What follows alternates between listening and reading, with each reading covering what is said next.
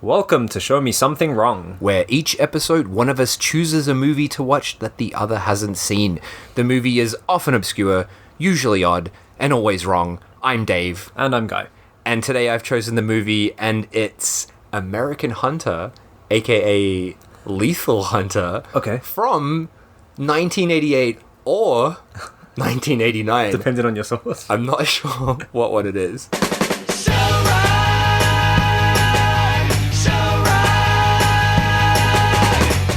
So American Hunter or Lethal Hunter? Yeah. Is that dependent on the country? Like, I don't know, man. I didn't do any research on this. No, I couldn't really find out much info about where the title came from. The one we watched, it said American Hunter on it. that was it. We watched the Japanese VHS dub, and it had the American Hunter in Japanese. Yeah, And then the English title as saying after American Hunter as well, with right? the fantastic flag logo. Yeah. So I'm curious as to know where it was called Lethal Hunter. I believe he also referred to himself as a lethal hunter. So he said that title of the movie within the movie. We should, before we get too far, we should apologize for some fucked sound today.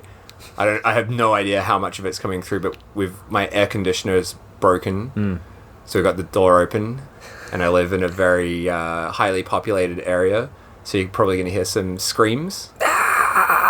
There's one. All right, so today's film, it's from Indonesia. Yep. Though at times it's a little hard to tell it's from Indonesia because it's all in English, a lot of it dubbed. Most of the cast is American. Oh, most of the main cast are white dudes. Yeah. And it's directed by a fucking great director with a single name. Right. I don't know if I'm saying it right, but it's Arizal. Okay. Arizal. Okay. Arizal. Arizal. And everything this motherfucker's directed is like what we just watched, basically. Oh, Christ. He's really prolific. I don't know that much about him. I know he passed away a few years ago. But yeah, he just made a whole lot of amazing action films. Maybe The Stabilizer is another one of his well-known films. Okay. Or Not to me, at least. yeah, Special Silences. Right. Is another. When I say well-known, not that well. Right? Have you watched any films from Indonesia? I was going to say before? no. I think this is my first Indonesian film. I've never seen anything prior to this. But like what you just said, it's difficult to tell it's an Indonesian film. And if you hadn't have told me that, never having been to Indonesia, not really knowing that much about it, I would have never known this was an Indonesian film. Sure. The Indonesian, I'm not that well versed in it, but maybe 10, 15 years ago, I started getting into Indonesian films. There was do you know Mondo Macabro? Yes. The distributor in America. They started releasing a whole lot of really great stuff from Indonesia, and at that time I remember films from the Philippines. Of course, everyone knows that sort of stuff, and those kind of insane action films that came from there. But everything I've seen from Indonesia to me has just been even more special than that sort of stuff, but in a similar vein of crazy action. But they just, not so much in this film that we just watched, but a lot of Indonesian films will do things that you just don't expect to see in films. You should see Mystics in Bali if you haven't seen that. Oh, have you seen that? I feel like that's something you would love. I think I've seen parts of it, but I've not actually sat down and watched the whole thing. That's fucking great. And we mentioned it last time. Is that the one with the head that flies Yeah, around? yeah, flying head. That's it. Yeah, and Lady Terminator, which we talked I need about to do that. briefly Yeah, that last sounds time. great, Oh my yeah. god, that film's amazing.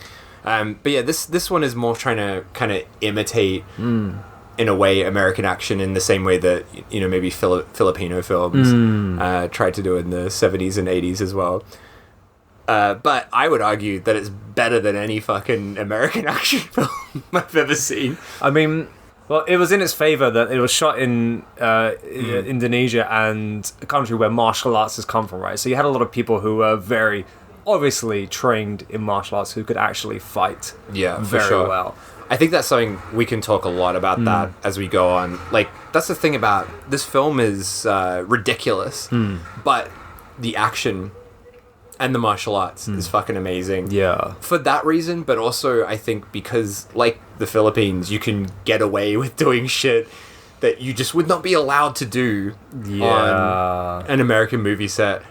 Probably good that this doesn't happen probably so much anymore, but there's stunts in this that are absolutely fucking insane and dangerous looking. Well, thinking about it, even back like when this was made, so 32 years ago now, even back then, a budget for a general movie in Indonesia would have been a fraction of the size of Americans' budget. Yeah.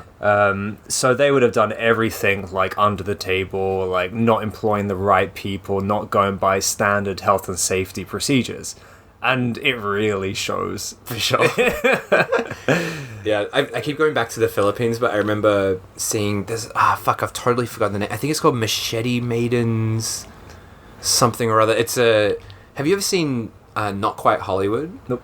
So it's a documentary about Australian exploitation cinema. Okay. And the guy that made that, he did... Yeah, Mark Hartley. He made a documentary about Filipino cinema, and I think in that they talk about how it was just amazing to make films there because you'd be talking directly to the government, and you'd be like, shit. So for this scene, we just need a bunch of tanks, some explosions, and the government's like, yeah, no problem, just chuck us a couple of bucks and we'll do it.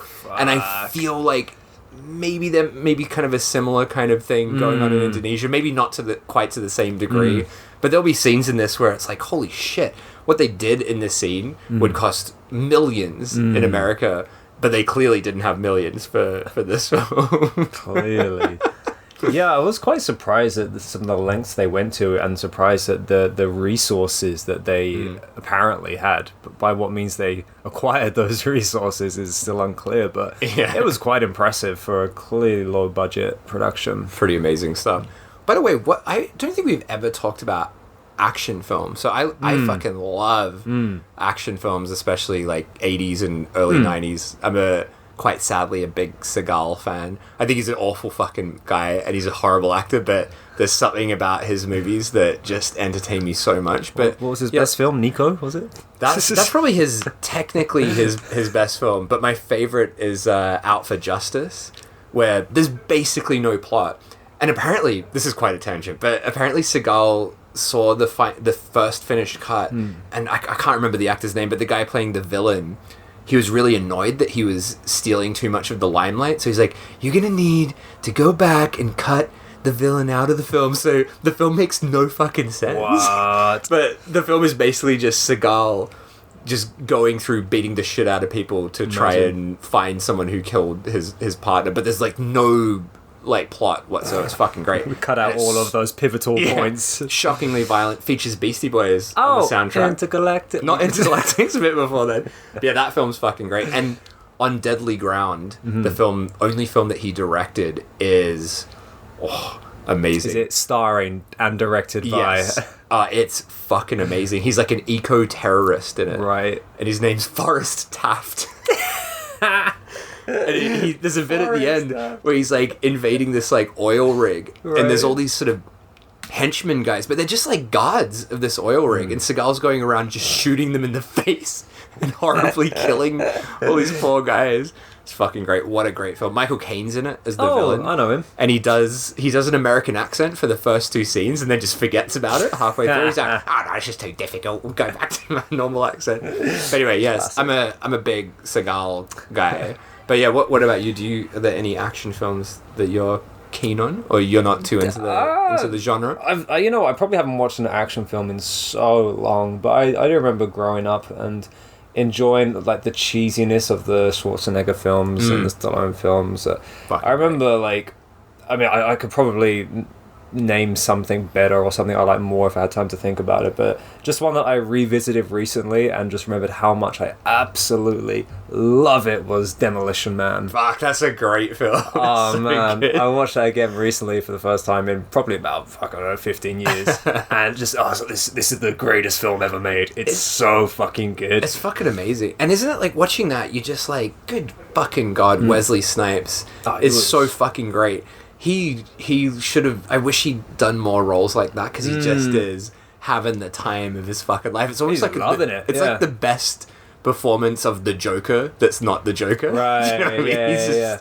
so out of control. It's fantastic. I love those, like, you know, what's the word?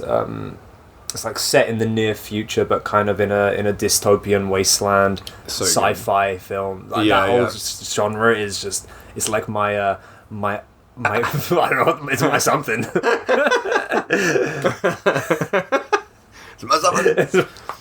I don't know what the fuck I'm trying to say, but it's something. Your bread and butter. That's the one. I forgot how to talk since moving to Japan. I keep making up my own phrases. Oh, it happens. It happens. All right. Well, let's should we dive into get involved. American Hunter Yeah. from 1988 or Yeah. 1989? Again, we don't know. So this film just like it's kind of plotless, but but the first scene throws you into the middle of what seems like a very complicated plot, but it's something that kind of ultimately doesn't matter. But basically, we see two random guys Yeah. sitting down, and they're just instantly in the middle of a conversation. Like, yeah, so we got this microfilm, and this microfilm could bring the end of the Western world as we know it. And yeah, shit, so this fucking microfilm's great, huh? And they're just like talking about this microfilm. And they're gonna put it in the vault. Yeah, gotta put it in the vault. Put it in the vault. It's like protected at all costs. It's gonna bring Western civilization down to its knees. And this is like 30 seconds. You're like, Yeah. whoa, okay, all right. I feel like you shoved like the entire plot into this 30 seconds. With the information in this study, the wrong people could start a panic on Wall Street that would bring the Western world to its knees. So we have put everything on this one copy of microfilm and have destroyed the original report. But then instantly, a car comes through the wall, and we have a guy just shooting up the room. Yeah. And trying to get the microfilm, but it's already gone, right? It's gone. It's done. This is going to be, let's just lay this one out there. This is going to be a tough one to talk about, because it's just relentless action. It is. It's relentless car flips. And already, gun just shoots. looking at my notes, what I've written is incomprehensible. But yeah, it's just basically non-stop fucking action. But yeah, so there's microfilm that's really important. A guy has come to take it. Yeah. And I was under the assumption that this was the main guy. This was the American Hunter. It's like this dude, he's in a kind of like puffer jacket, black guy, and I'm going to say the only black guy in the film. And the white guy is talking about the microfilm, which they could be the bad guys, I'm not sure. I thought he was kind of like the hero of the film. He did have hero vibes. He did. as well. He kind of like, you know, kicked some ass. He had the Uzi, he had a big afro, like, and a puffer jacket, and he was like, it was killing everyone. And I was like, yes, here's the American Hunter. Yeah, but he's not. We don't actually We see don't him. see him again. Does he? He doesn't. Does he die? I don't think he even dies. Does he? No, I don't. I can't remember. Fuck. But anyway, Well, he's gone. the microfilm's gone, and he's sort of chasing after a guy that might have it. But that's kind of it, right? I don't think we see him again. We don't. He's done. I don't even know what his connection is to any of this. I don't know who he's working for. No, That's is he a it. good guy? Is he a bad guy? Were those guys talking at the start good guys or bad guys? And what's on the microfilm? We never know, but it's going to bring about the end of fucking civilization. Anyway, So whilst he's there, he's looking for the microfilm. He's got the Uzi. There's one shot I really enjoy because there's just bullets flying, spraying everywhere. a lot of shots in the gut and the hip. And stuff. yeah. Really painful shots. He's kind of rummaging around all the desks trying to get, and there's like this really shitty looking wooden desk, and he just like blasts it with the Uzi to open the that's great. drawer. He sort of shoots above it as well. So like, yeah, get this open. Yeah, so the film's not there.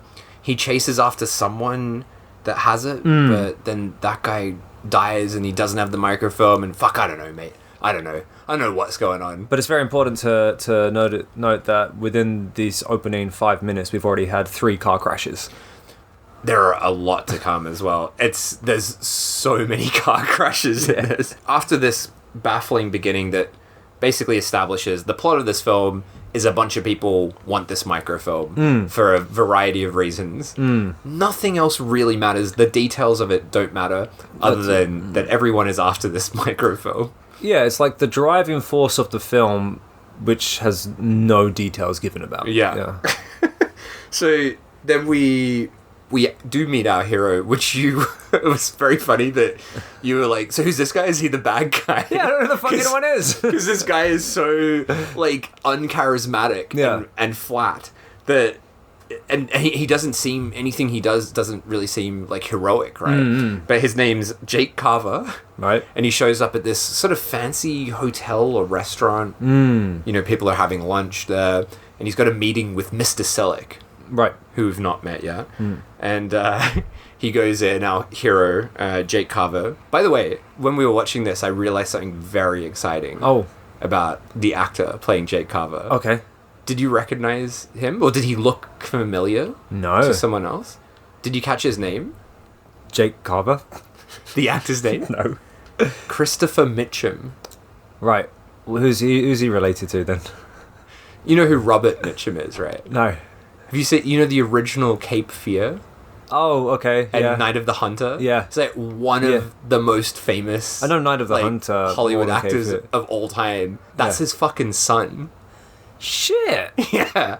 And as soon as I read that, I'm like, holy fuck, they look identical. Now that you mention it, yeah. They look exactly the same, except Robert Mitchum is one of the greatest actors of all time, and Christopher Mitchum is fucking He's a bit of a terrible. fucking dud, isn't he? Yeah, he's a real disappointment. Shit, that's Isn't mad. that crazy? Yeah. Fucking hell. Night of the Hunter is a brilliant film. Oh, it's so fucking Oh. good. That's probably in my top 10, Yeah. I would say. It's so fucking creepy. Brilliant. And Brilliant. unlike anything I've ever seen. So Some good. similarities to this in a way. How so? Night the Hunter, he's like searching for the money in the doll, Yeah. right? In This is a remake. it fucking is. American Hunter, Night of the Hunter. Oh wait, we figured it out. We've cracked the code. We can end the episode Right, now. thanks for watching, guys. Watching. That's like, he's searching for the money, and that is like in the well, I'm not gonna say, but and then this he's searching for the microchip, And it's in... not the microchip, the microfilm. The micro... Oh, for fuck's sake. We're going to say microchip a lot. Look, in this, it's the I think. heat of this room. It's already doing me in. Yeah. It's pretty piping. Anyway, so... Yeah, Carver comes in to have this meeting with Selleck. Hmm. But before they meet, the kind of Selleck's She's secretary, assistant, secretary, Yeah. she like later on she says she manages his restaurants. right? Janet, her name is. Very important character in this. Damn it, We hear her name a lot as well. Janet! So Mr. Selleck's like, Janet, I have a present for you. I thought very hard about this present. I really wanted to give you something that represents, you know, what you mean to me. And he really... And all the way from Singapore He as got it well. all the way from Singapore. He's really overselling this present. And then he gives it to her. It's just this really fucking boring, like, what would you call it? It's like a compact mirror. Yeah, little makeup kit, like a bit of blusher and a mirror. And it looks like, it's just really plain. It's so shit. But that's going to be important. But he's later like, on. think of me when you use it. Yeah, he's really kind of like, don't, like, and he may as well be looking at the camera while he's delivering this as well. So after that, Janet's got the present. She leaves. Carver has his meeting with Selleck. And he's like, all right, for $1 million, I want that microfilm that you have. And Selleck instantly kind of upsells it to $2 million. He's like, give me $2 million, and Carver's like, all right, sounds good. He's not very good at bargaining. How does Carver have $2 million as well? Like, what the fuck does he even do? Well, we don't know anything about Carver. He claims that he's not a cop, although in one scene he does claim he's a cop. Pretends he is. Yeah. I don't think it's ever established what his job is, but I guess he's some kind of government guy. Yeah. But he never shows any kind of identification. He's just like a lone wolf, basically. He is. I don't know. Yeah. So that's it. So he offers 2, and then the owner of the club gets on the phone with the next buyer immediately, Straight away. whilst Carver's still in the office. Yeah. And again, this is very confusing. So he's talking to this guy on the phone whose name is Mr. Gordon. And he's this shirtless, very intense.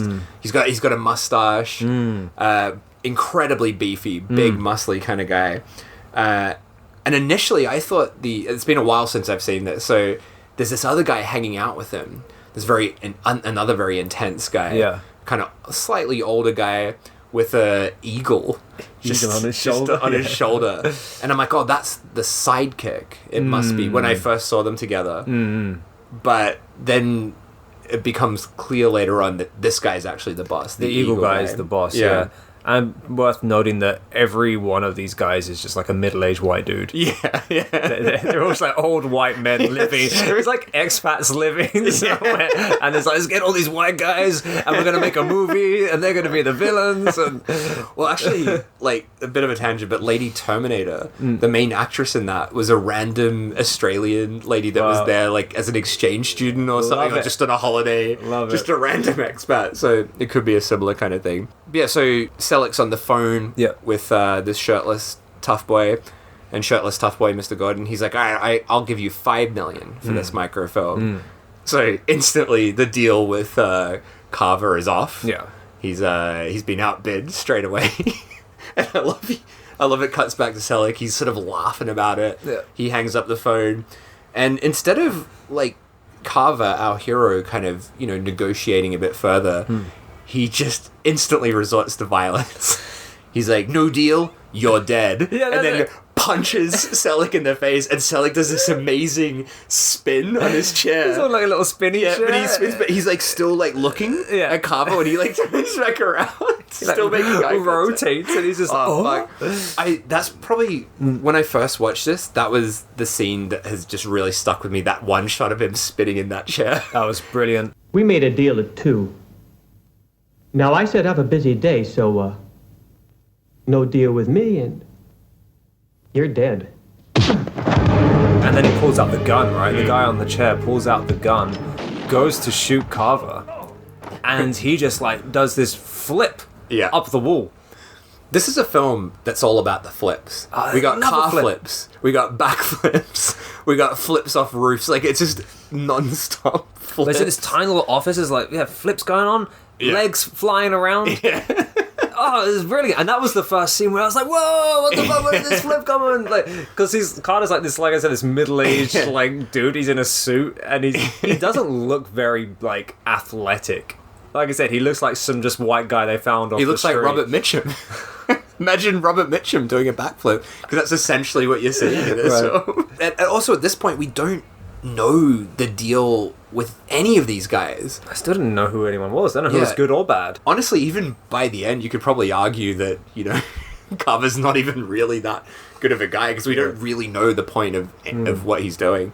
So this fight breaks out in the room, and then downstairs, the kind of restaurant area is invaded by these fucking gun-toting maniacs who are just like shooting up this place completely out of control, blasting everyone inside. Pretty amazing scene. And they shoot up everything. They're shooting everyone. They're shooting all the people. They don't give a shit. They shoot like this fish tank, and then the chandelier. They shoot the chandelier off their roof, and that was again that time where I was like, "Yo, where did they get the budget for this?" In Indonesia, it's a couple of bucks goes a long way, I guess, back then. Fucking chandelier. Yeah, it's like, pretty incredible. It was great. Yeah, it's fucking cool. Like, all the action is just great. Like, really fucking good. And like you said, those flips before, I mean, that's some cool stunt work there. It looks awesome. The gunfight's breaking out. Janet's in a car outside about to go somewhere, right? Yeah. Oh, she's like in the car park or something, and this is her first moment of getting taken hostage. One of many. She's taken hostage about 50 times in this.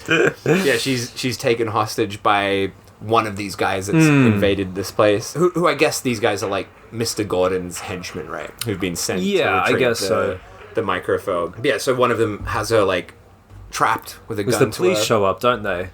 Yeah. And that's when he grabs her hostage and he's like, put your guns down or I'll shoot her in the face. Yeah, that's right, yeah. Yeah, Carver comes down, smashes up the henchman. Oh wait, no, the henchman gets shot by a random sniper. So the guy who has Janet as hostage, he gets shot. Yeah. And isn't that when Carter's like asking him, who's your boss or where's your boss?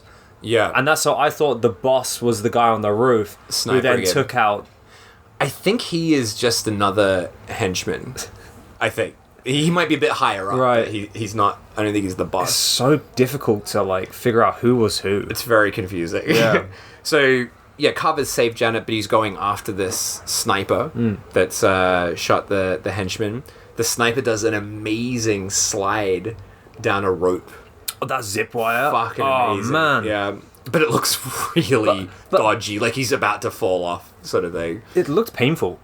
Yeah, it looked really... Because didn't he like Intense. wrap his leg round it? Yeah, and he's sort of like half falling off, and Ooh. it's kind of sickening to Oh, watch. he would have got like grim rope burn from Yeah, it that. looks really I was just bad. like, it's gonna saw right through his leg. And almost straight after that, so Carver shoots him. He doesn't kill him, but he falls off. And then there's another amazing stunt, which I think maybe you looked away from and didn't see this stunt. shit. Because everything's so fast. Yeah, you like yeah. blink and you miss something amazing. But yeah, Carver falls through a whole bunch of roofs. Oh, yeah, Just yeah, down yeah, to the yeah. ground in another fucking amazing amazing scene. And then he's like hunting the sniper down. And eventually tracks him down into this weird basement It's location. like a crypt of a temple or something. Some fucking weird place, and it's filled with just shredded paper. Yeah, Which makes me think, like, was this just weird art direction where they're like, oh, we gotta make this place look real fucked, so Well, let's the- just the- shred a bunch of paper? Yeah, the crypt itself looked a bit kind of like handmade. So I wouldn't be surprised if they just tried to like, you know, whack a few barrels of random shit in there to make it seem a bit more authentic. But it looked like the kind of thing that you would see in like a Tales from the Crypt or like Goosebumps episode. It was all like very like cardboard painted. yeah. But it was, yeah, so they entered this crypt, and that's when all like the goons came in. Oh, it's so good. Like, this fight scene is great. Yeah, these two tough guys show up, and he fights them. There's so many flips going on. It's just flip after flip after flip. And my favorite, another moment that I really remember from the first time watching this, one of these random goons, he sort of got him down on the ground, and he's already beaten this guy. But our hero, the hero of the film, Yeah. grabs the guy by the neck and breaks his That's fucking it. It's fucking great. It's our hero just murdering a man. Yeah, that was a bit of a harsh reaction, wasn't it? Yeah, it's too much. And it was at this point I realized, like, especially in the context where you can clearly see all the goons and the Indonesian people who can clearly fight, yet our main guy Carter, the middle-aged white man, he cannot fight at all. He seemingly had no training in martial arts whatsoever. He seemed very stiff in his Yeah. body movements. He also looks And much older as well. Yeah, and although he was like swinging punches and throwing people about, like he was very tight bodied. You know, he couldn't really like. He wasn't very limber in his actions, and when he was like hopping over over the walls and onto the higher steps, it always seemed like a bit of an effort for him. Where all the other guys were like, phew, like jumping all over the place. It also really draws attention to when we cut to like wider shots and he's suddenly doing amazing flips. That's it. The old stunt double. I did think, I was kind of surprised. There was clearly a lot of shots that Christopher Mitchum did actually do. Some pretty dangerous looking shit where it's clearly him and not a stunt person. But yeah, you're right. It's kind of funny that he's beating the shit out of these two guys that are clearly way better at fighting than he is. Yeah. But he's just breaking their necks and smashing them to bits. Yep. But then he, even though he's sort of beat these two guys, he then gets a net thrown over him. And he's caught the old net trick. I want to trick in the book. But yeah, so even though he's beaten these two guys, he's eventually just trapped in the net. In the net. And he's caught. But we cut away from him for a moment. We go back to Mr. Selleck. Right.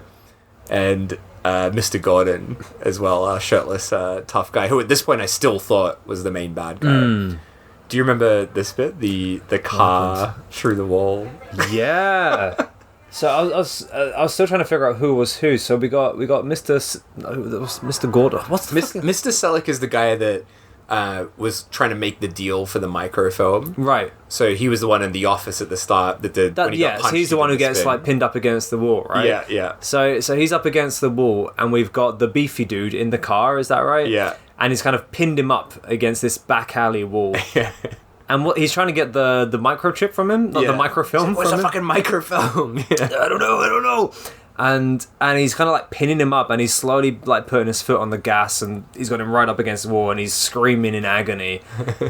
And then he kind of like lets off a little bit, Yeah, and you're like, okay, Yeah. maybe that's it. and the guy's still on the hood of the car, and then he just fucking floors it, and he's going straight towards this wall, and you're like, oh fuck, he's gonna crash him against this wall.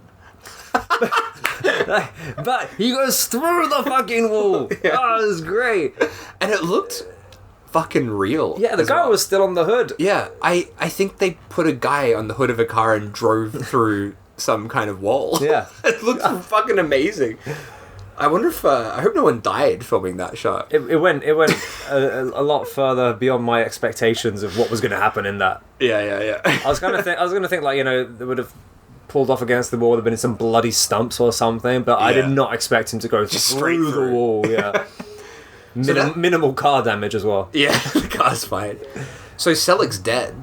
So I guess he doesn't matter anymore. No. Guess he didn't have the microfilm? Maybe. Who knows? I don't fucking know. Got no idea what's going on with the microfilm, at this point at least. So we cut back to Carver. So Carver's been caught in the net. In the net. And then we get just a very fucking outrageous scene where he's I think you hear him screaming first, or like grunts or something, some whipping sounds, and he's all tied up. He's got his shirt off, he's all sweaty. It's very homoerotic, this It scene, is isn't very it? homoerotic. Yeah. And Gordon, who also kind of looks like he stepped off the set of like a 80s gay porno as well, is just whipping him at first, Yeah. right? He's just whipping Carver. And Carver's almost seems like he's kind of enjoying it as well, which is probably what adds to the kind of the erotic nature of this scene. But I love it just gets taken that step too far as well. Where Gordon then sort of pushes him up against a pillar. And they tie him onto this pillar and then put like this metal fucking like choker around his neck. Yeah. Like sort of lock him into this pillar.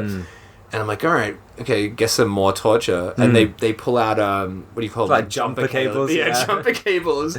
Yeah, again, like probably because of how homoerotic it was. I was expecting him to go for the nips. Same. I thought, oh, they're gonna jolt his nips in this, definitely 100%, because they do the whole like like make the sparks fly a bit. His nips are getting burnt to bits.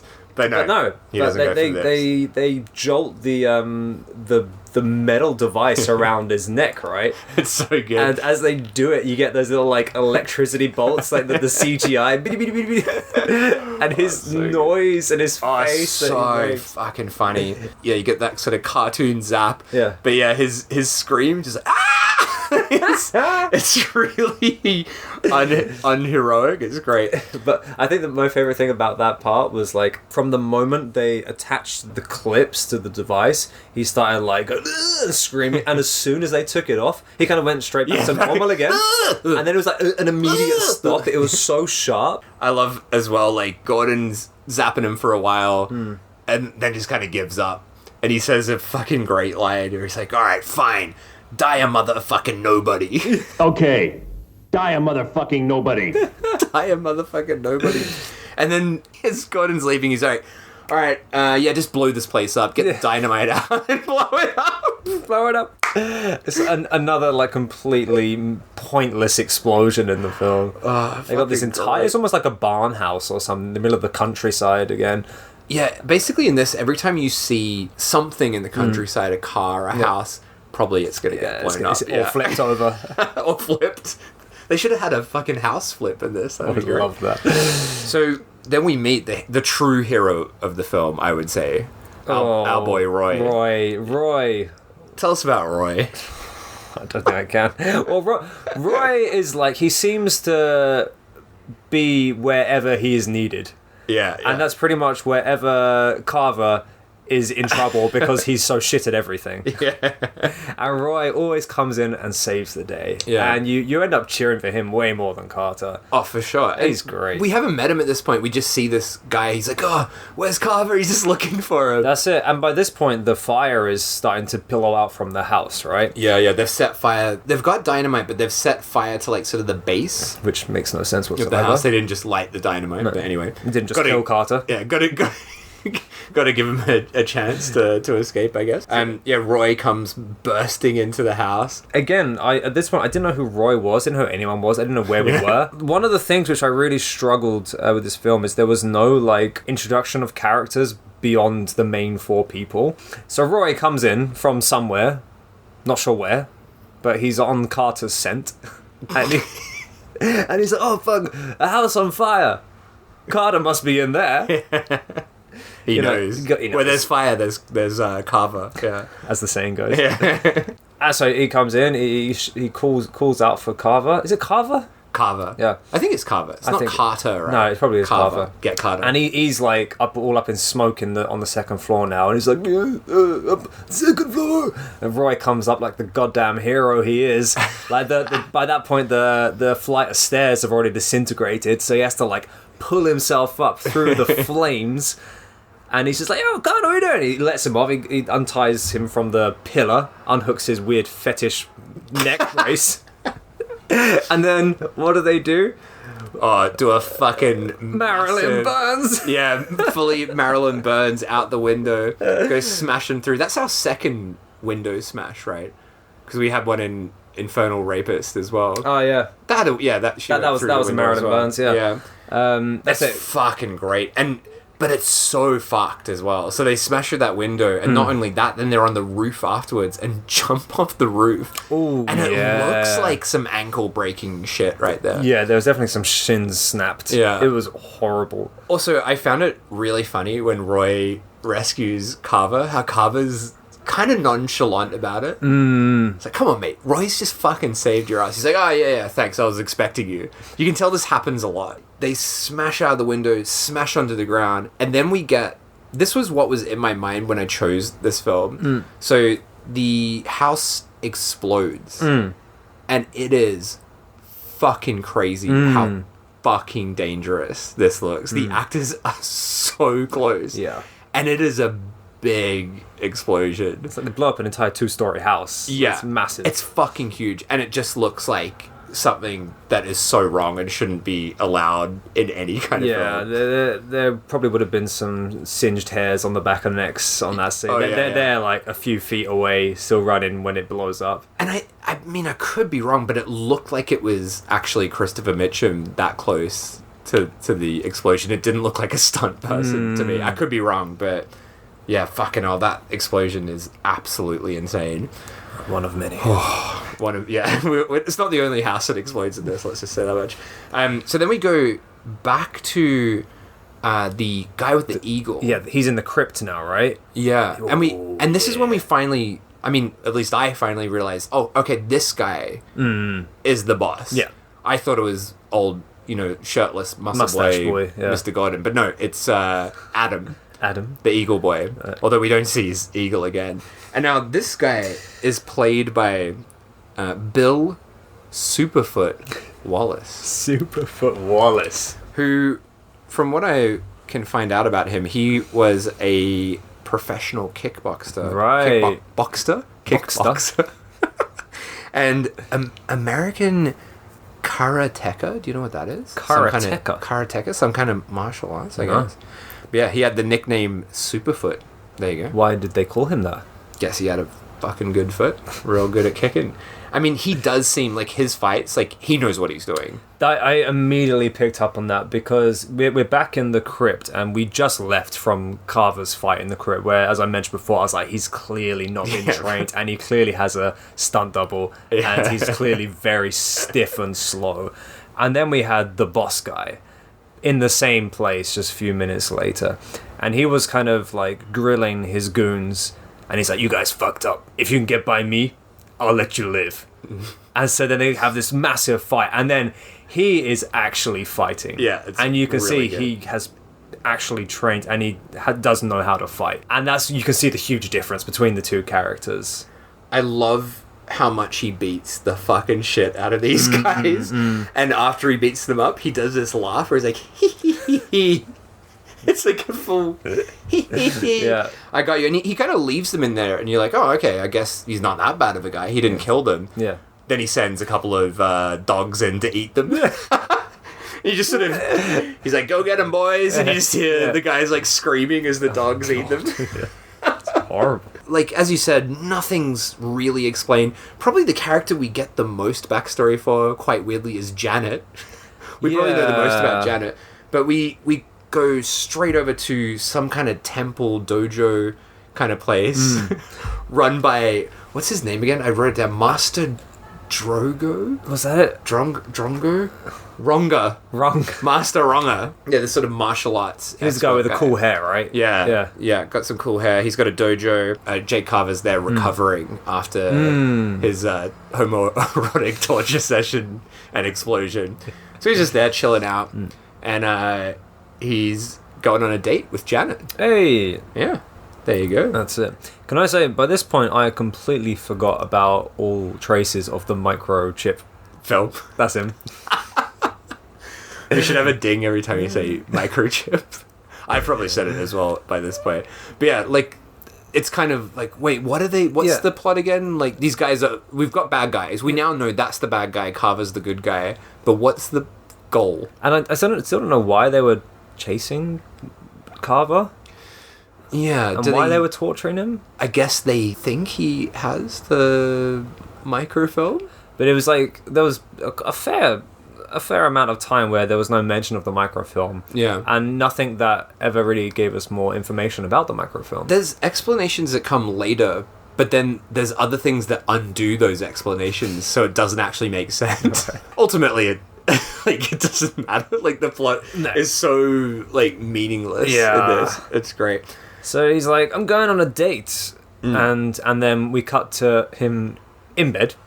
With Janet. Post shag, I guess. And he's just like rubbing her lips with his finger. Yeah, just circling. It's like his index finger stretched out, just rubbing her lips. It's so gross. I love Janet tells him that she's like, I think I already love you. I don't know you. I don't know you, but I think I fucking love you. And then he says what his job is. Do you remember what his job description is? Well, that's it. She's like, yeah, I don't even know you. Are you a cop? He's like, nah. Do you remember what he says? He goes, what does he say? I hunt bad guys. What are you? Let's just say I hunt bad guys. And kill them? You're a lethal hunter. Right now, I'm more interested in being a lover. A lethal lover. That's it. That's all we need to know. That's his job. Don't know who pays him, but yeah. We also get a disgusting fucking scene. The shower? Reminiscent of the dirty bathtub in Mad Foxes. We're in a disgusting shower. It's like the design is like this gross green tiling. Oh, God. Janet, I don't know what the fuck she's doing, because... I think she's getting ready for a shower, so she turns it on maybe to warm it up or something, and then he just comes out of nowhere and just sprays her with the shower, fully clothed. They're both fully clothed, and he's just spraying her with the shower, giving her a hose down, and they just start making out under this shower head, fully clothed. And it goes into weird slow mo, yeah, with the piano music playing. But then I think there's my favorite transition. Yeah. That fade away where it just it zooms into the shower head. Beautiful. And then so just nice. cuts. I can't remember how we get to this point, but we go from zooming in on the shower head, and then suddenly Janet's getting kidnapped. Yeah. Some guys bust into the apartment and kidnap her. Is that what happens? I can't remember how that... I think that's right. I think they're drying off or they're doing something post shower, and remember you see that guy kind of in the lower left hand corner, hiding behind the bar, and then they pop out, kidnap her, and then car chase ensues. Fucking outrageous car chase. We see a mound of dirt, and you just know... It's like the establishing shot. There's just a mound of dirt on the side of the road. On the road, there's a mound of dirt. You know a car's going to flip over that. The car chase is pretty complex. There's a lot of kind of, crashes, things exploding. Carver at one point gets into a tanker, takes control. Yeah, they shoot his... No, hang on, no, before that. So yeah, they're driving. One car flips over the pile of dirt. Then that was a random car, right? That was a passerby that flipped over. Yeah, but then another a couple of tankers pull out, and that's another establishing shot, and you're like, oh, they're gonna get fucked up. Oh no, it is Carver that flips, right? So then he has to get out of the car. No, he doesn't flip over the mound of dirt. He somehow goes over the tanker. He drives. Somehow gains momentum enough to drive over the tanker, flying through the air. and the goons shoot his car, which then blow up. Right. And Janet's in the car being kidnapped. She's like, "Oh my god, Carver, you bastards!" Ah. He then jumps into the tanker. Yeah. And he's like, "Get the fuck out! Police!" Police. It's like, you're not police, mate. Come on. And then he's driving this oil tanker off this like dirt road. The tanker gets blasted at one point, so the whole back of it's been blasted That off. blows up too. You know, so he's doing this to save Janet, apparently. But his solution to that is to drive head on with the villain's car, with Janet in it, violently smash into it, kills the driver, I think, straight away. Yeah. Then jumps out, just shoots another guy in the fucking face. Janet's freaking out. Janet is going to have some really bad, like, PTSD after through this. a lot, yeah. So, this is her second kidnapping at this point, isn't it? Yeah, second kidnapping, I think. Yeah. Yeah, and I love, like, I actually wrote down something you said, because we watched this one together, and at the point, I fucking love this, when he shot that guy in the face, you were like, Carver's a bit of a cunt, isn't he? Which is just the best way to sum him up. Like, he's supposed to be the hero, but he's a bit of a fucking cunt. He is. Because, like, he was so reckless. He could have easily killed Janet numerous amount of times. Stole a few cars, killed a few more people. I said, cracked that guy's neck. He's a bit of a cunt. I think at this point as well, we get another baffling transition. So he's rescued Janet. And am I right in thinking we go straight into a helicopter? So Is there something in between here that I've missed? So he's rescued Janet. She's now in the hospital recovering. Yeah. Then while in the hospital, the goons come in again. In a... They have their that's right. guns. Yeah. And they chloroform the nurse. Then they chloroform Janet and they put her on a stretcher. Yeah. Meanwhile, the boss guy, the Eagle boss guy, he's Adam. waiting. Adam. Have we said his name? Adam. And just Adam. That's it. What's his real name? Bigfoot. The real guy's name? Yeah. Bill Bigfoot Wallace. Is it Bigfoot? Is it Strongfoot? Superfoot? I've already forgotten. Anyway, Bigfoot's in a helicopter. Superfoot, sorry. Right. Bill Superfoot Wallace. Let's pay him the respect. Adam Bigfoot Wallace is in the helicopter, like waiting for them to come out of the hospital with Janet. And the shots of him are great. They're like 3 frames, and it's like the same frame over and over. Just like... He's kind of like... It's like imagine a dog left in a car waiting for the owner to come back. And he's like, but I love it because it was like clearly he wasn't there that day. And they're like, oh, fuck, we didn't get extra footage to try and make him look like he was there. But we've got these 1 or 2 frames that we could just reuse and occasionally cut to. Yeah. And to be fair, it establishes where he is well enough. And so, and it was a really odd shot. So basically, the goons are escorting Janet on a Stretcher. Kill a security guard on the way. Adam's waiting for them to come out because they're planning to take her somewhere. Meanwhile, whilst they're waiting, another helicopter lands down in front of them. This was so confusing because you're like, okay, what's going on? And it kind of, are they doing some kind of switcheroo? That's what I was someone thinking. else is coming out with a stretcher. Yeah. And you're like, why is there this other helicopter coming? It's very confusing. Also, fucking hilarious that Janet's just been rescued and within like 2 minutes we're onto her third kidnapping. Chloroformed.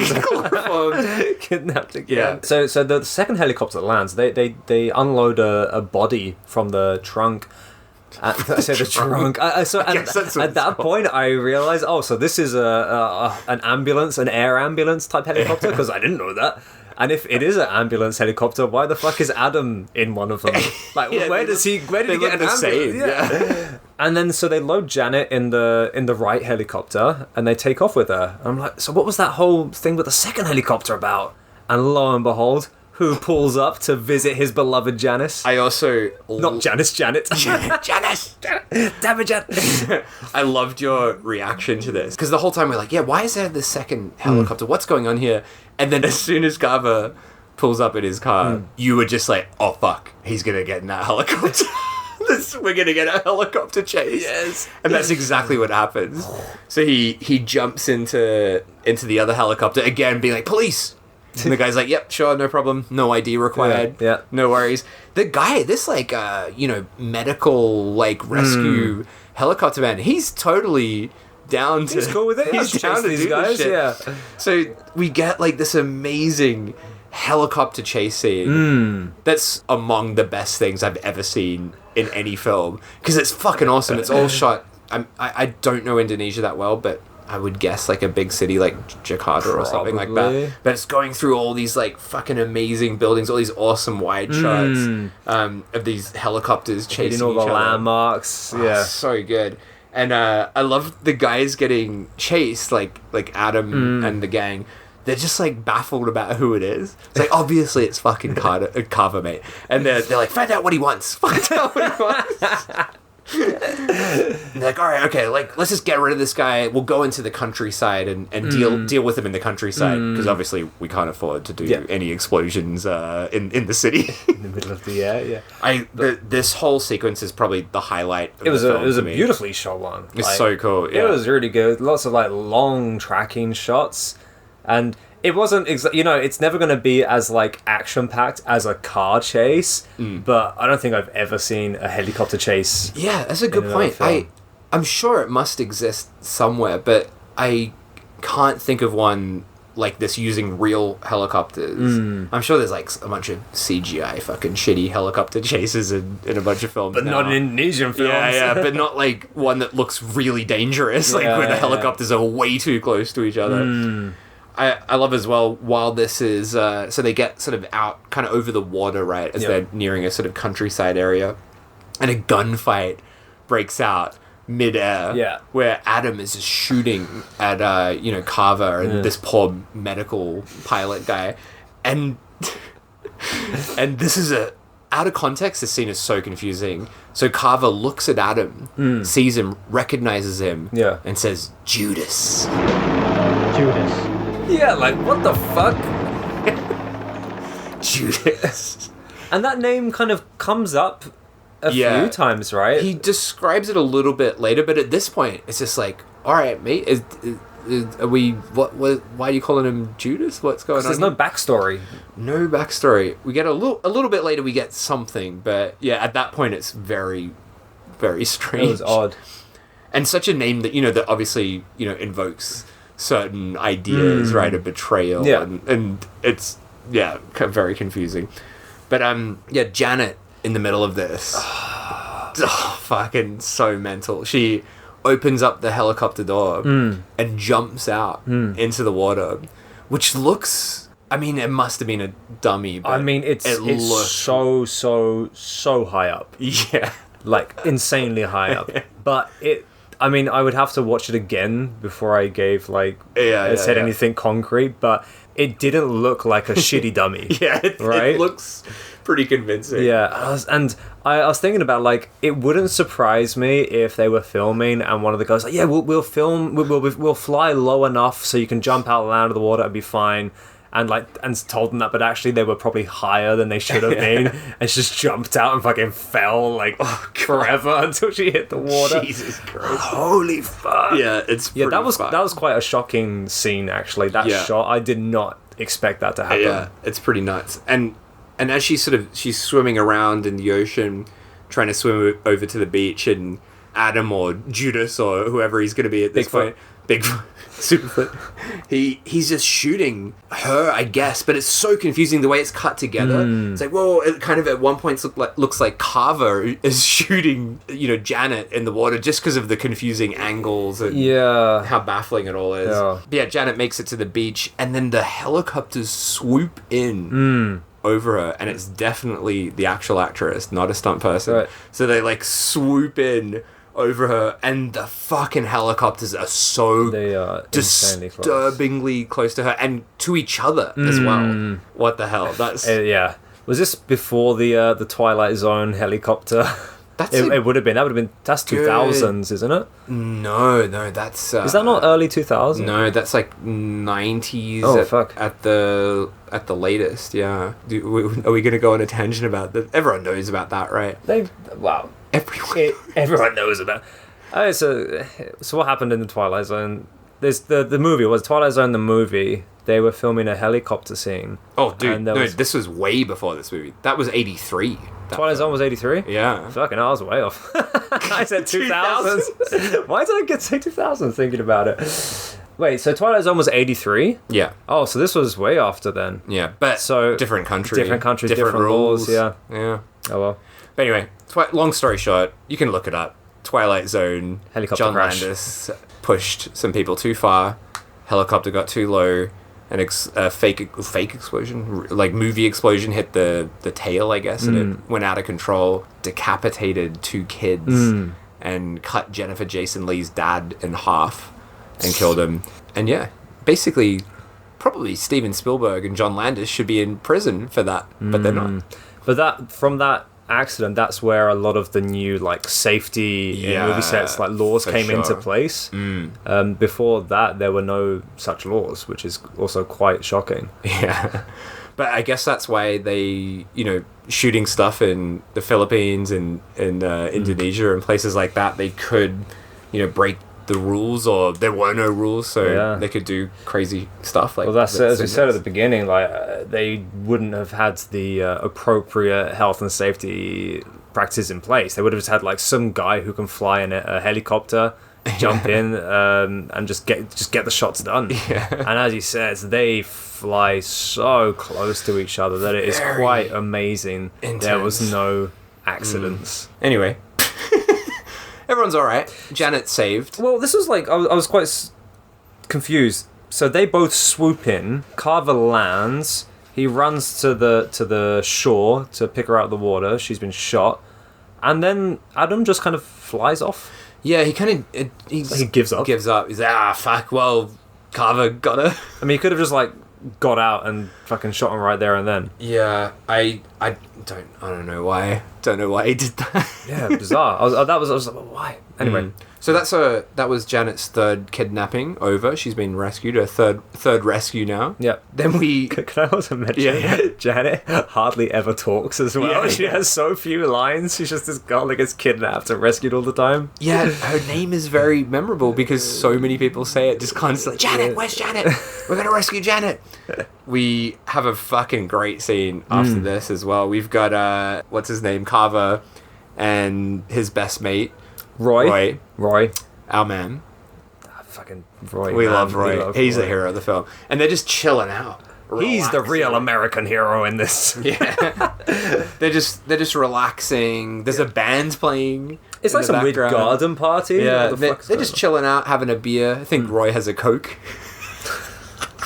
Yeah, they're hanging out, and this is when like Carver's talking about who Adam is, and he's like, yeah, his name is Judas. We used to call him Judas, and to be honest, I didn't fucking listen to a word he said, No. but he did say he thinks of himself as a Lex Luthor type Right. character, Right. who likes to mess with the world, and he's a real bad guy. Real bad guy. Don't And know he much more. Also said that he's allergic to the police. Yeah, I like that. Like, do you remember what Roy says to Carver? Oh, one of the fuck. funniest bits in the film. Yeah, so weird. So they talk about this guy, and then Roy's just like, oh, by the way, last year's murder charges were dropped. and Carter is just like, yeah, nice. And Jake, last year's murder charges were dropped. And we're like, hang on, wait, what? But before we can find out any more, some guys just come in and start shooting up the place. But it's like, wait, what were these charges? Just like subtly dropped in the hero of the film had murder charges against him. He's a fucking criminal. He's not a cop. He's a criminal. He sucks. He can't even fucking fight. What's he doing in an action film? Oh man, yeah. So these guys come in, biker guys. They interrupt this nice, relaxing time, shooting it up.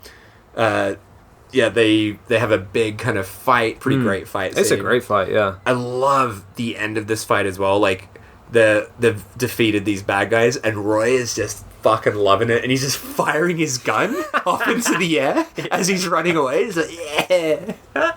How fucking great is that? That's a good one, yeah. There's some great shots in this fight. They're kind of like, use that there's a big like fruit table in the middle which they utilized a lot. Like the guys swinging knives around kept like cutting bananas and shit in half. At one point, a guy gets his head smashed, and Yeah. it looks at first like, oh fuck, he's had his brain smashed out, but it's just like a piece of fruit, It's like coconut and smashed. shit. Yeah, Fucking great. It's actually like they do all the goons and then they're like, yeah, no guns, right? We did it. And then one guy pops out and Roy just shoots him. Yeah. And as he said, Firing up his gun. and they're like, yeah, we did. They go like high five as if he's not just like murdered someone, and he runs off like, yeah, bah, bah, bah, bah. Fuck. So Roy's fired off his gun. They're beating these bad guys, but back at the temple or the dojo, whatever it is, Master Wronger, Master Wronger, his little dojo. He's got Janet there. Yeah. So of course Adam, fucking obsessed with kidnapping Janet.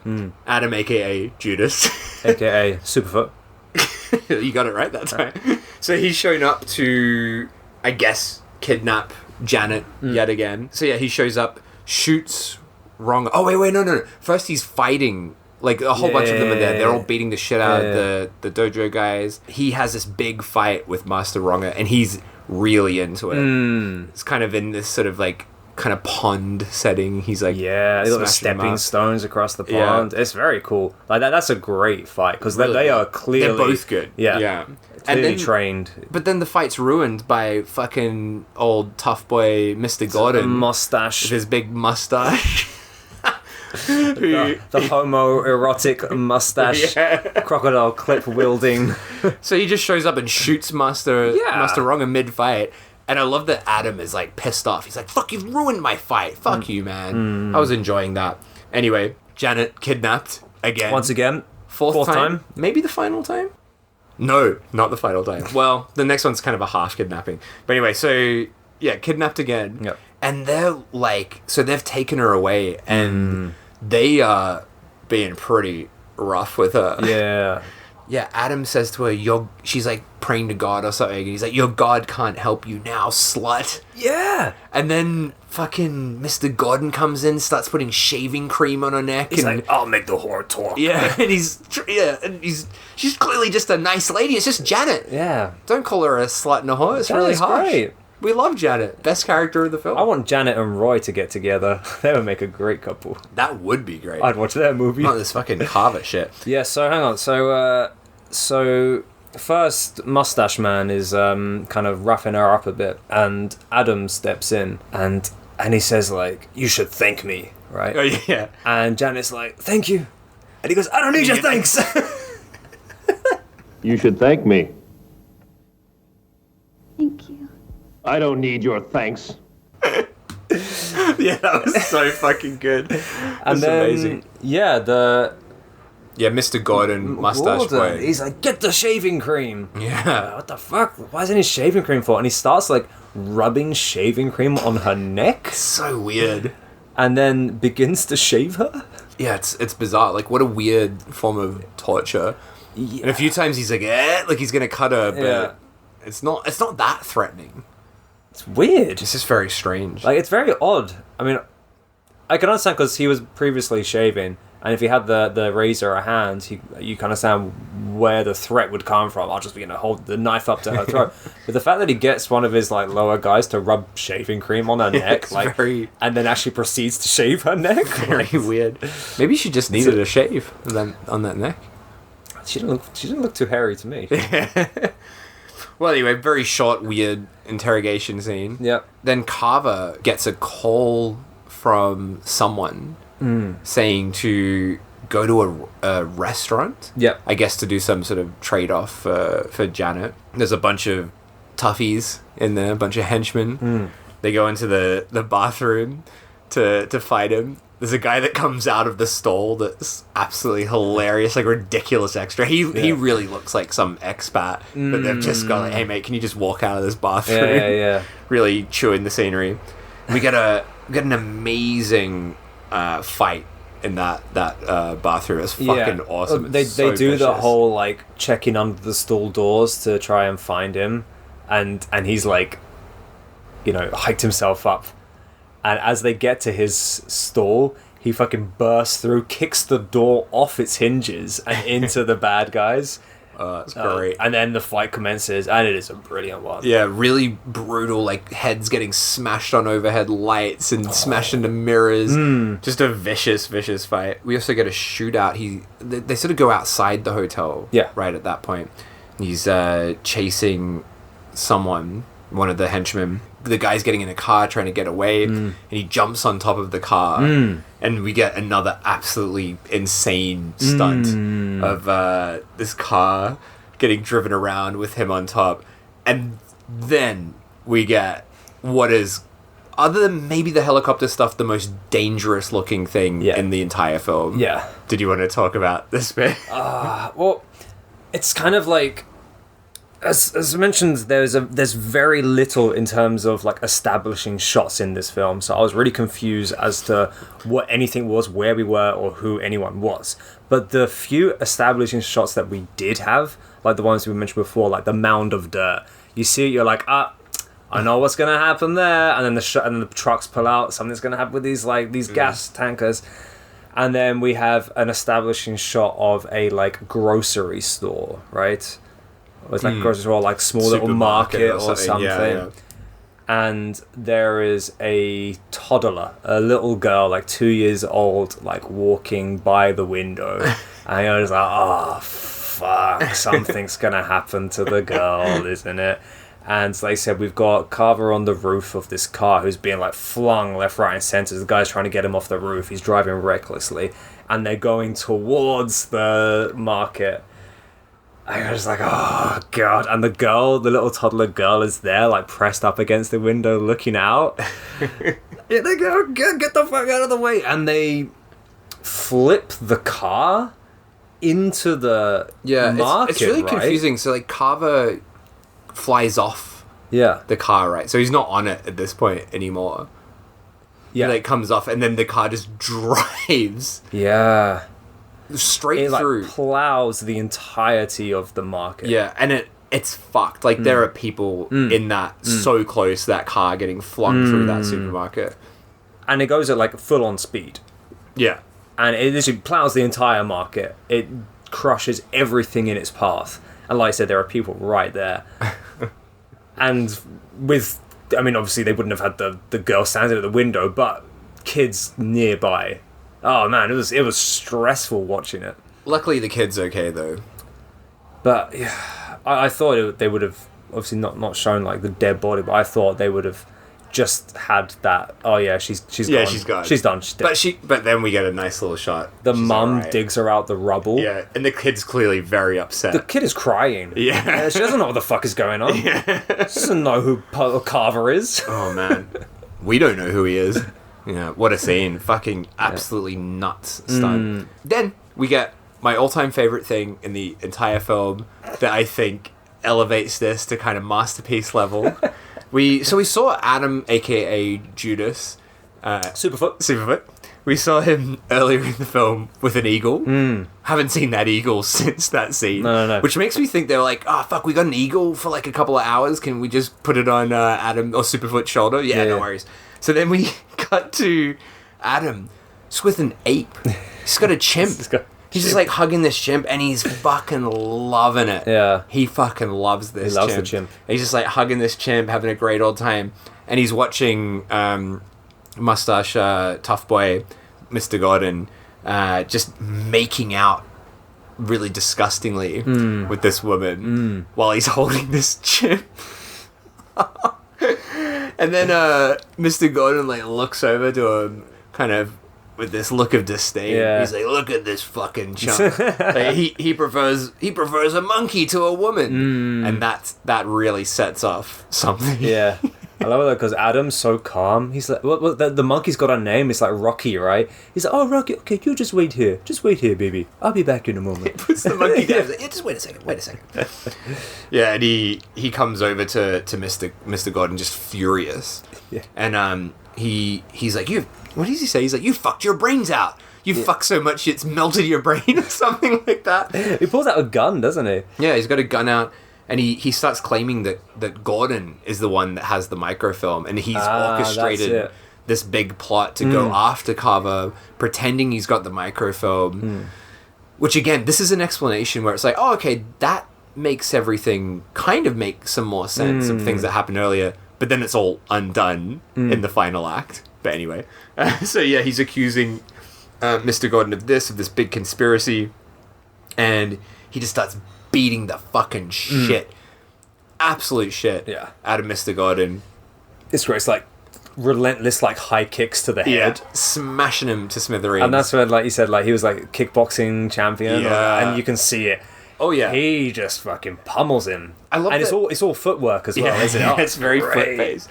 I love that there's another guy just shows up as well, like a henchman, and this fucking dude, like, he's kind of got nothing to do with anything, and then he just starts beating the shit out of him as well. Yeah, because like, well, even though Adam's the boss, right? So why does the henchman start trying to attack Adam? Yeah, I'm confused by it. I think maybe they're like two factions that are somehow connected, but maybe I'm probably just looking into it too much there. But yeah, beats the shit out of this henchman, like, who like leaves a trail of blood against the wall as he's being smashed to pieces. Then the girlfriends that Mr. Gordon was making out with is freaking out. He grabs her, shoves a gun in her mouth. Oh yeah, It's just nuts. and then like throws her in the water. Yeah. And he's you fucking women wasting my time. Give me my monkey. That's all he wants. Rocky. So then Adam Judas is off at another hideout in the middle of the countryside, so we know that shit's gonna blow up. Yep. The cops attack the hideout, going after Adam. Oh yeah, Janet. He's still got Janet. I forgot. He's got Janet. Janet's still kidnapped. But we kind of forgot about Janet in that whole monkey scene before. I don't know where Janet is that at that point. But yeah, so he's got Janet in that scene.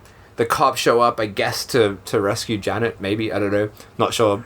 To get the microfilm. I don't know. Who knows? Who knows what anyone's doing going in this? on?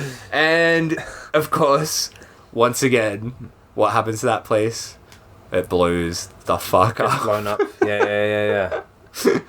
Oh, Again, boy. very close to everyone. Yeah, it's perhaps even bigger, that explosion. So, yeah, Adam escapes in that part. Carver, like, chases after him on a bike. And there's just a fucking huge explosion. It looks so fucking dangerous. It's like immediately, as soon as they like leave the building, the detonator gets pressed. Like, they are so close to that building. No time wasted there. No. Yeah.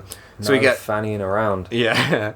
We get another kind of chase between... So Adam's in a car with a henchman, and Carver's on his bike. Oh, and one of the good guys, maybe Roy, he helps Janet, right? Yeah. So he saves her from getting blown up. The real hero, Roy. Yeah, Carver's just like, yeah, can you save Janet? That's Just save it. him. He's like, you take care of Janet. Roy's mine. No, Adam's mine. Yeah. Roy's he's just like- like, yeah, all right, okay. It's like, shouldn't his priority be with Janet? Yeah. So he's chasing after Adam, aka Judas, aka... Superfoot. And it's kind of confusing. Adam gets on a train, like there's a moving train. Yeah. He sort of crawls onto that train, which also looked quite dangerous. That was a great stunt. Yeah, Like, that stunt, I want to talk about that a little bit. So there's like a train pulling out from the station, and they're in this little shitty red car, and he's like, "Oh yeah, pull up to the side of the train." So he's kind of like going neck and neck with the train, and it's picking up speed, and Adam like crawls out of the window, the passenger window of the car, and like crawls onto the train, right? But like the two are kind of going neck and neck together. Are they actually still moving? They're still moving. Oh, fuck. I thought it was sort of... They were kind of stationary and it was just meant to be looking like it was moving. No, they're still moving, because you can tell because the car isn't keeping the exact same speed as the train. Right. So it's kind of like jolting a little bit back and forth. fucked. And Adam is like halfway through the car, halfway on the train, and it's like that thing, you know when you always see in those films or in whatever, when they say, like, if the elevator breaks down and you can see that little bit of like just enough room to squeeze through onto the floor, but as you're like crawling through the electric like break, and it cuts you in half. And it kind of reminded Had that me vibe. of that, because if one of them, like say for example, if the car were to suddenly lose speed or veer off or stop or something, that Adam, like in real life, that actor would have been cut in two. And that was him doing it. It was, yeah, for sure. that was a brilliant That was stunt. that was Superfoot. Super freak. Superfoot. Yeah, so he gets onto the train in that kind of crazy moment there. Carver gets onto the train with his motorbike. He sort of does a jump. Don't understand. He's on his bike on the train suddenly. Yeah. Not they, sure how they that have works. like it's like they have a cargo carriage, which is like carrying wood blocks. It's not and very he's- well established though, is no, it? but he kind of like jumps up onto that, but keeps riding and rides onto the passenger. yeah. Like, and he's going down the aisle of the passenger Fucking- carriage. It's very odd. They have a big old fight in the kind of dining carriage, and then old mate Adam Judas he ends up trying to escape. He's in between carriages and falls sort of like hanging at the bottom of the train. Again, another like absolutely fucked looking stunt going on there. And then he seems to disappear, and you're like, oh, Yeah, he's dead. It's like he falls under the train. and that's it. He's done. End the movie. Roll credits. Bye bye Bigfoot. So Superfoot. Bye bye Bigfoot. so he's done, and we think, oh, you know, the baddie's done. Bigfoot's done. Janet's saved. Mm. Carver is doing what Carver does. It's fine. We're all good. So, of course, we're going to have a party scene. Yep. They're all celebrating. There's a lot of talk about Carver's job. And that's his it. This is role. like the end. This is like the wrap up scene now. So Yeah. that was like the last part. Like the bad guy's done. Yeah. Janet's saved. And everyone is now happy and merry. And Yeah. they're talking about them getting married. Yeah, like Janet and Carver are going to get fucking married. Yeah. And it's like, oh shit, everything's wrapped up into this beautiful little package. Yeah, we're all good. But then the film just keeps going, and we're like, oh, okay, all right, we're going to get one more little treat at the end. So we do get, it's actually genuinely a pretty good twist. Yeah. Yeah. I didn't see it. So I think it's hard, you don't see it because it's such a bad film in a lot of ways, that like, because it overdoes small things that don't matter. Yeah. That we just assumed that a scene that we saw earlier was meaningless, but it actually wasn't. So Janet goes into the bathroom, pulls out the little makeup kit mirror thing that Selig gave her at the start. Yeah. And I think all of us watching it would at the same time would just like, oh, fucking microfilm. Yeah. It's in that thing. Yeah. And yeah, it is in there. So she drops this thing that Seleg's given her, and the fucking microfilm, the thing that's caused all these deaths. Can't believe it. She had it the whole time. All these explosions, all these flips, they're all to do with this microfilm, and she had it in her fucking thing the whole time. They kidnapped her so many times, she probably just had it in her pocket. And that's it. She didn't know as well. She didn't fucking know. She pulled it out. She was like, "It's the fucking Yeah, microfilm." I think that's the exact line. It's the fucking microfilm. So she's got the microfilm, but Adam, aka Judas, aka Superfoot. I like the inconsistency of you saying it right and wrong. Yeah, he shows up. He's a bit smashed up because he fucking got run over by a train. He's seen better days. He's seen better days, but he's all right. He's there for the fucking microfilm. He just Yeah. wants to bring down the Western world. That's all he wants. So he comes out, and then Carver shows up, and he freaks out and says a fucking great line in this bit. I don't know what if you does he say? remember. I don't He's like- remember. He looks at Adam. And he's like, Well, looks like you just don't know how to die. but he delivers it so flatly. He doesn't seem phased at all with the fact that Adam's Yeah, he's there. like, oh, he just fuck walks Adam's in, here. he just like takes off his ties, about to fight again. Yeah, here we go again. So Janet's getting flung about as she does. Yeah. I guess this doesn't count as a kidnapping, does it? No. It's an attempted kidnapping. Yeah, and then Carver and Adam have a really funny, it's really a vicious great fight. fight. So many things get smashed to bits. I counted 3 pots get smashed in this, or vases, Yeah, or they're whatever they like are. big vases, right? I love it, the build up as well. So at first, like, Janet smashes a vase over his head, And then then Carver picks up a slightly bigger vase and then like goes to his back and sort of gently cracks it like an egg over his back. And then like just when you think that's all the vases they've got in the room, he gets flung across the room and smashes into a massive like big ceramic pot. He's just getting smashed. Everything in that apartment smithereens. gets completely trashed. And the scene, I think, like Adam kicks Carver like through a desk. The desk literally like gets cut in half. It's like explodes. Yeah, basically. Yeah, brilliant.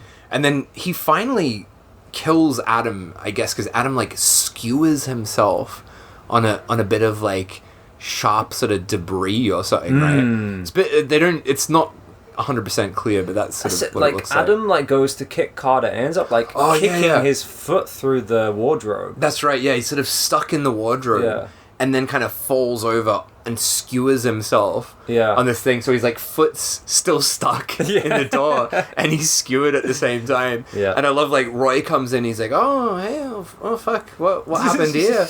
And they're like, "Yeah, we found the microfilm," and it's just like, guys, there's a fucking... You just killed a man. There's a dead man right in front of you. And they're just like, yeah, we got the microfilm. It's all good. Doesn't Carter go like, oh, I found Adam's dead body? I forgot about that. I found his dead body. But he says it in a way that it's almost doesn't even feel like a joke. It's just a matter-of-fact kind of delivery. Where are you? Jake? Jesus, Jake! Are you all right? Yeah. I found Adam's body. Then he hugs Janet, his future wife, I guess. And they got the microfilm. Roll credits. There you go. What a film. What a film. So the reason I chose this was mainly because it is completely fucking insane. It's maybe a little bit different to what we've done. It's not like offensive or anything in any way, but there are scenes that are gobsmacking in the sense that you just couldn't see them in anything else. And the other thing I love about this, the reason I found this film, do you know the artist Benjamin Mara? No. So he made a great comic that you gotta read. You will love it, called Terra Assaulta. I know that name. You would, if you saw his work, you would definitely know him. He's really fantastic. Okay. He also did. I've got one of his comics here. Actually, you can borrow it if you want. Called American Blood. It's just like, well, he just does like really kind of violent, but they're kind of very 80s and 90s inspired sort of stuff. And my memory of this film, the reason I found out about this was, I'm sure that I read an interview with Benjamin Mara where they asked him about his influences for Terra Assaulta, which is a kind of Carver-esque character going around just killing terrorists. Right. And it basically is this film in terms of the tone and the like stupidity of it. And I'm sure I read an interview where he referenced this as an influence. Okay. But I Googled it before and could find no connection between Mara and this film. But that's my memory of how I found this. But that's also the other thing I love about this film is how shit Carver is. Like, he's just this, like, non-heroic, almost robotically going through scenes, murdering people. And he's just like... just sort of like, this is an American hero. Just going through, murdering people. We don't really know what the microfilm is, what it really means. Yeah, the fact that they dub him a hero. Yeah. The fact that he's got murder charges against him. It's great. And that's sort of the two reasons I chose it for Carver and his kind of like weird, like amoral kind of hero character. And the absolutely fucked stunts. And also, I think it's just like, I would watch this over any fucking modern action film. Because it is so much more thrilling and exciting than anything I've seen recently. It's amazing fight scenes, unbelievable fucked up stunts. It's great. Yeah, what did you think of it? I thought it was a brilliant movie. I fucking loved it. Like you said, it was so fun to watch. There was not a single dull moment through all like the ridiculous explosions, chases, whether it be on land or through air. Fucking what's her name getting kidnapped almost half a dozen times. 4 or 5 times without really having any lines. She's just there to be kidnapped. The hero being shit at everything. Like there was not a single dull moment. So good. There was not a single dull moment. And the monkey, the eagle, monkey, the torture. But I felt like everyone also said it really felt like it was just like they found a bunch of expats living in Indonesia, because especially fucking main guy, he was shit at everything. It's Robert Mitchum's son, though. Is he like? Does he act? Has he been in anything else? I looked him up, and he's in, a fair bit of stuff. Right. But I don't know like how big his roles are. Right. So he's apparently in Tombstone. Have you seen that? That's a fucking great film. Which is like a really big 90s film, but I don't know, like I don't think it's a big role. Right. So yeah, and actually Robert Mitchum was involved in that film, which makes sense why he would be in that. But yeah, so I guess he's in stuff. Oh shit, he's in I'm just looking at he's in Faceless. Oh, he plays like a big role in that. Oh, interesting. I don't remember him in that at all. But yeah, he's in a lot of stuff, but actually when I say a lot of stuff, he's in 61 films. That is a lot of that's stuff. quite a lot, yeah. That's quite a lot. But like, I didn't feel like he brought anything to this. Like, I think his role could have been played by anyone. But I also think the fact that he brought nothing to it adds something to it as well, because he's so fucking wooden. Yeah, he is. But everyone else, like, I thought did their character really well. Like, everyone else had a strong Roy. presence. We love Roy. Roy was great. Adam was great. The beefy mustache guy. Even Janice, even though she didn't do anything besides get kidnapped, she great. did her role really well. And everyone had a really strong presence. That's a good point on Adam. Like, Bill Superfoot Wallace. Like, that's a fucking banging performance. He is the star of this film, for sure. He's such a good villain, and some of the faces that he pulls. Oh, yeah. Absolutely amazing. Oh, Roy is played... His real name is Roy. There you go. Roy Martin. He's in The Raid 2. The guy that plays the guy that plays Roy. He's in quite a bit of stuff too. That's kind of surprising. 58 films. Good on you, Roy. Fuck, I want to look more into the career of Roy Martin. We need more Roy. There you go. Yeah, show me something, Roy. That's the spin-off. Sounds good. We just watch all of his films. Great film.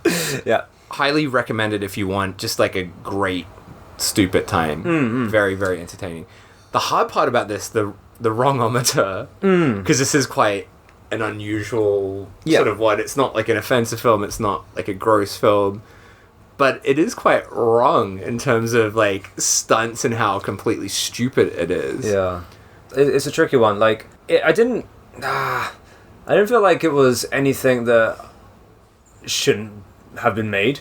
It was a great film. I thought they did a lot of fantastic stunts for their clearly low budget and amateur performers. And I think it kind of just comes across as a really, really good low budget action film. What's your number?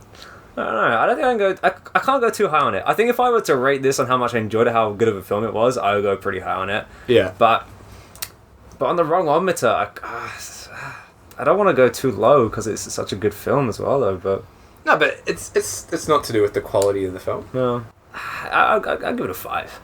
Okay. Yeah. I'm gonna go for a 6. Yeah. Purely because of there are moments with the stunts that are so fucked. And like, we watched it, you, me, and my partner, we watched it together. We screamed a few times, all of us, at some of the stunts. Yeah. People nearly died making this, and that's quite fucked. And wrong. Yeah. So I got to give it that, and also for Christopher Mitchum's non-performance. Yeah.